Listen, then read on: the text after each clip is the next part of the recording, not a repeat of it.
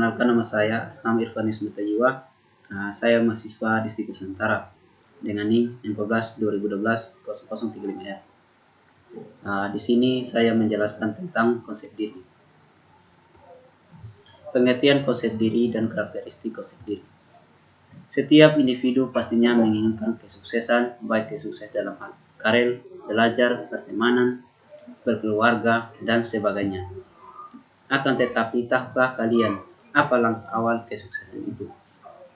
Langkah awal dari kesuksesan itu adalah harus memahami diri dan kualitas diri. Memahami diri dan kualitas diri merupakan hal yang sangat penting dalam meningkatkan untuk kehidupan, agar kita dapat memahami diri dan juga kualitas diri. Perlu adanya pembentukan konsep diri atau yang dikenal dengan istilah self-concept. Sejauh mana kita harus memahami konsep diri. Apa itu konsep diri? Atau konsep diri adalah secara sikap seseorang individu dalam memandang dirinya sendiri. Pandangan atau berprestik diri meliputi aspek fisik maupun psikis seperti mengenal karakteristik individu itu sendiri, tingkah laku atau perbuatannya, kemampuan dirinya dan sebagai, tak hanya mencakup kekuatan diri individu itu, melainkan kelemahan dan kegagalan yang ada pada dirinya. Sebagai contoh, apabila individu menganggap bahwa dirinya memiliki kemampuan untuk mengatasi masalahnya dihadapinya, akan terbentuk yang baik atau positif pada dirinya. Namun sebagai apabila individu itu menganggap bahwa dirinya tidak mampu atau lemah, artian optimis sebelum mencoba, akan terbentuk yang negatif pada dirinya. Komponen konsep diri. Yang pertama, citra diri. Citra diri atau gambaran diri ini bisa dikenal sebagai images, adalah perilaku individu secara fisik pada dirinya sendiri, baik disadari maupun tidak disadari. Komponen mencakup persepsi atau tangkapan baik di masa lalu maupun sekarang terkait ukuran dan terbentuk tubuh serta kemampuan pada dirinya fisik.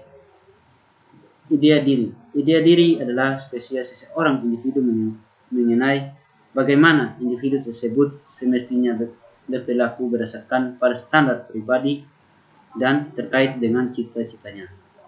Pembentukan idea diri melalui pada sejak individu itu berada pada masa anak-anak dan dipengaruhi pula oleh individu lain yang berada di sekitar dirinya. Idea diri tersebut juga sebagai pengharapan atas dirinya sendiri. Hal ini seperti harapan atas kemungkinan menjadi apa dirinya kelak sesuai dengan idea dirinya. Harga diri. Harga diri atau biasanya disebut sebagai esteem ini adalah beradaptasi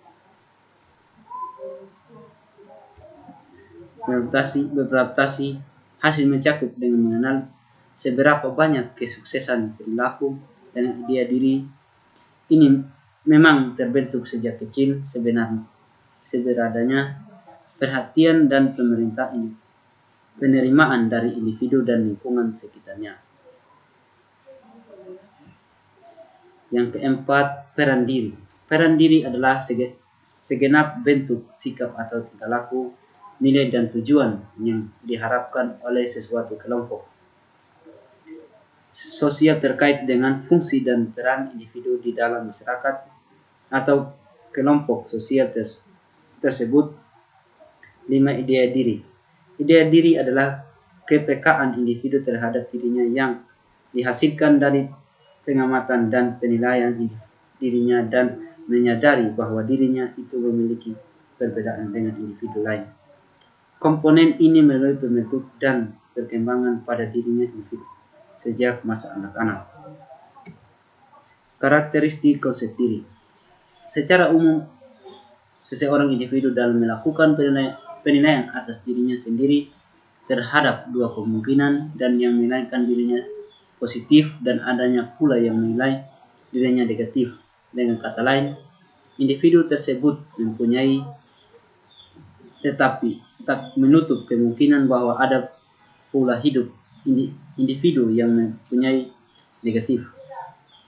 Positif sebagai pandangan seseorang individu memiliki konsep diri pada dirinya yang memudahkan dalam beradaptasi dengan beberapa atau banyak keadaan. Individu tersebut memandang di samping hal-hal buruk atau negatif, pasti ada hikmah yang bisa ambil dalam bukanlah akhir dari segalanya. Biasanya individu yang memiliki seperti ini akan lebih optimis, percaya diri, dan selalu berpikir bahwa setiap masalah ada solusinya. Selain itu, individu yang memiliki positif itu dapat menerima dirinya apa adanya, menerima segala risiko dan kelemahannya. Ia juga cenderung memiliki wawasan yang luas terhadap dirinya sendiri, memiliki keinginan dan perencanaan realistis yang kemungkinan besar dapat dicapai oleh ia memiliki sikap yang dapat memposisikan harga dirinya secara tepat.